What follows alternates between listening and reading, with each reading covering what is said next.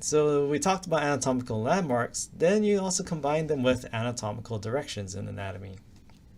Okay, so there are many things, and this is like, okay, so this is from the Martini version, so it's kind of like seeing this, right? So this is Martini, and then we have the OpenStax. So it's kind of like name brand versus great value, right? So, but I think actually the OpenStax one works better because the Martini, as you can see, they often have a lot going on and a lot of detail. But OpenStax, again, you get what you pay for, right? So it's pretty simple. I think it actually works for this context right here. So where you have geographic directions, right? So if you're lived on the mainland or the States, north, south, east, west, you're used to those cardinal directions. But if you're local, you know things like Mauka and Makai. So people who are new to Hawaii, well, what does Mauka mean? It refers to the mountains, and Makai means toward the sea and ocean. So often, I mean, if you can use north, south, east, and west, more people know it thanks to like various map apps. But if you sometimes it's easier to say like, do you want to head more inland or toward the ocean? And that's when people say, oh yeah, you go a little more Mauka or you go a little more Makai if they're saying to go inland or toward the ocean respectively. And windward or leeward. So I'm from the leeward side of the island. So where does that mean? People typically say windward. At least on Oahu, we say windward versus leeward. There's an earth science definition, but we'd say this instead of saying east versus west. Well, people still say west side, but again, that's more referring to leeward interchangeably. But I digress. So anatomical directions, they're kind of like this because again, when you're giving directions to like how to get somewhere, at least before Google Maps became widespread and GPS was everywhere in our phones, what would you say? Like, oh yeah, my house, if you want to get to my house, you take the third right past the fire station and then just before the church, then you head a little more south or you head a little more Makai.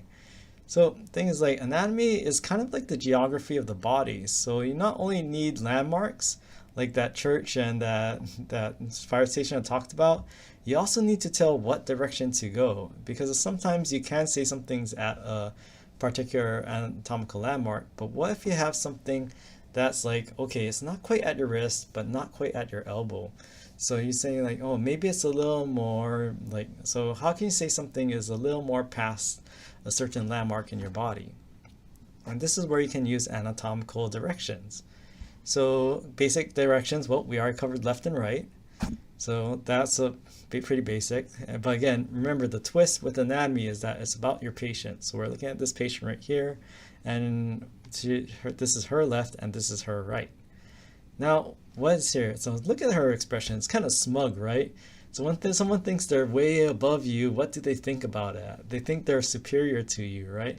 So when something's above, when you're going traveling in the upwards direction, this is superior.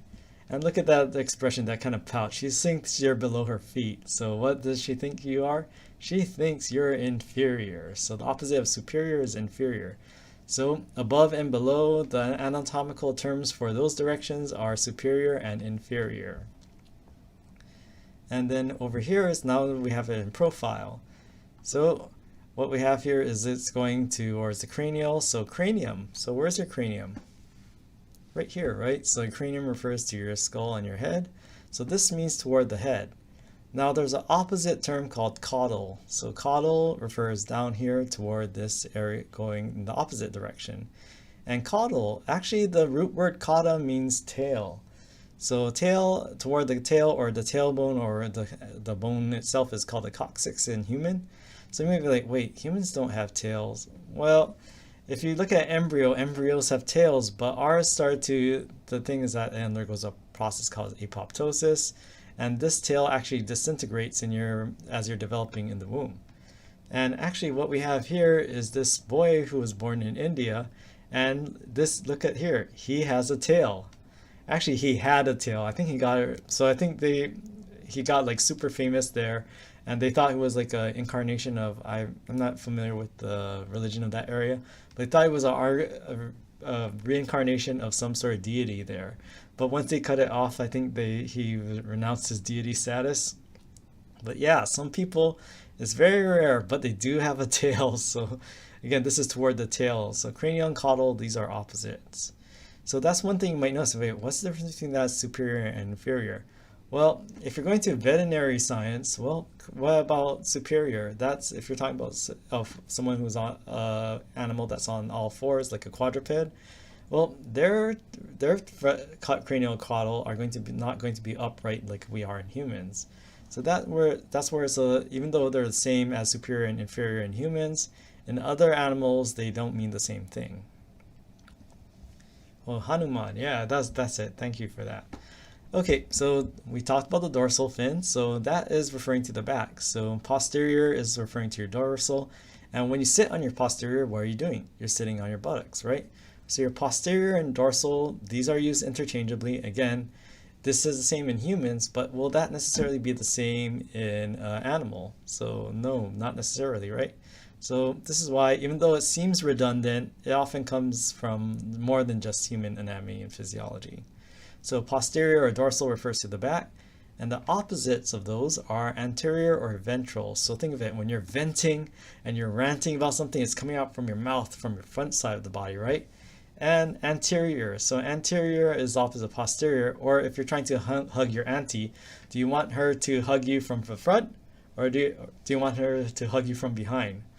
Well, if you're very close, maybe she can hug you from behind, but typically you hug your auntie from the front, right? So front and anterior is front, ventral also is the front as well in humans. Now, here we are in profile. Now we're going to split her and draw a median line right here. So we're drawing a median strip. And where do you find the median strip on a road? You find it right in the middle of the road, right? So whenever you're going from the outside toward the inside, toward the midline, this is where you have the medial. So that refers to it. You can approach the medial, you can approach the body medial from the left or the left or the right. So then the medial is toward the midline.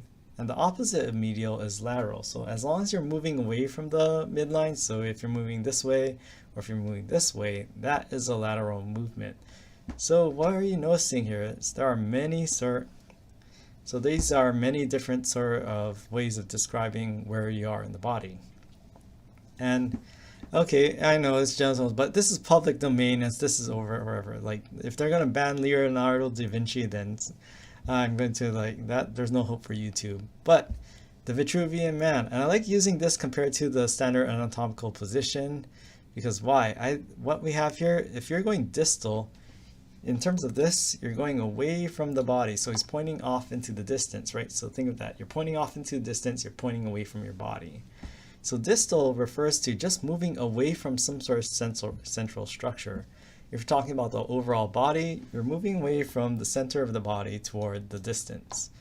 Now the opposite of that is proximal. So proximal is the opposite direction of distal. So if you're moving closer toward the center or some sort of central object, this is what you call proximal. So you can kind of think of like proximal is towards and distal is away. So they're kind of like that, not exactly synonymous with that, but think of that like if you're starting out, distal is like away and proximal is like toward.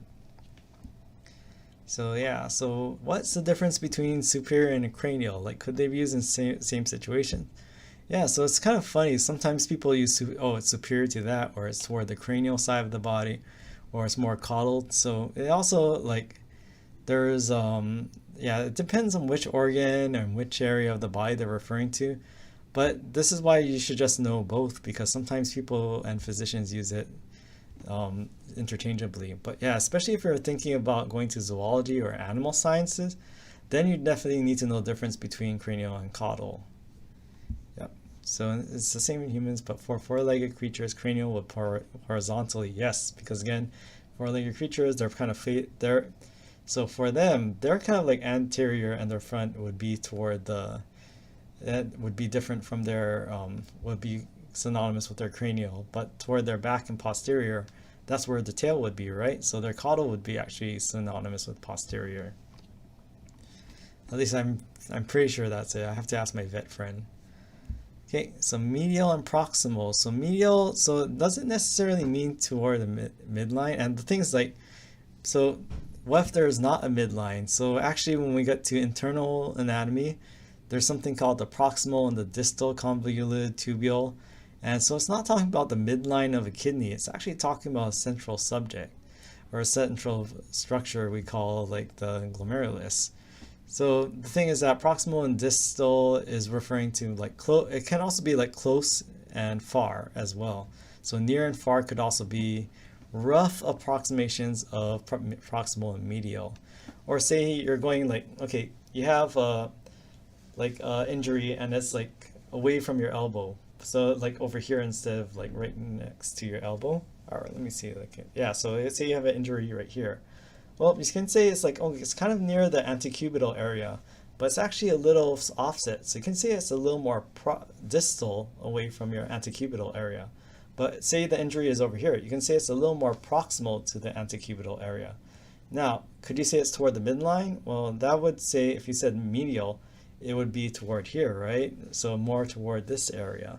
So this is where proximal and distal. So if you're talking about especially the limbs, proximal is moving this way, distal is moving this way, medial is moving this way, lateral is moving this way. So then this is why they're not necessarily synonymous.